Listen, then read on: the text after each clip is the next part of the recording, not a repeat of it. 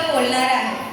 आषाढी एकादशी हा एक पवित्र आणि धार्मिक सण आहे. हा सण भगवान श्री विठोबा म्हणजेच पांडुरंगाच्या भक्तीसाठी साजरा केला जातो.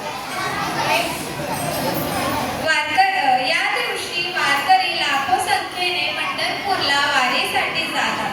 ते टाळ, मृदुंग आणि भजन कीर्तन करत देवाच्या नावाचा जयघोष करतात. जय जय राम कृष्ण हरी, जय जय राम कृष्ण हरी, ज्ञानोबा माऊली तुकाराम.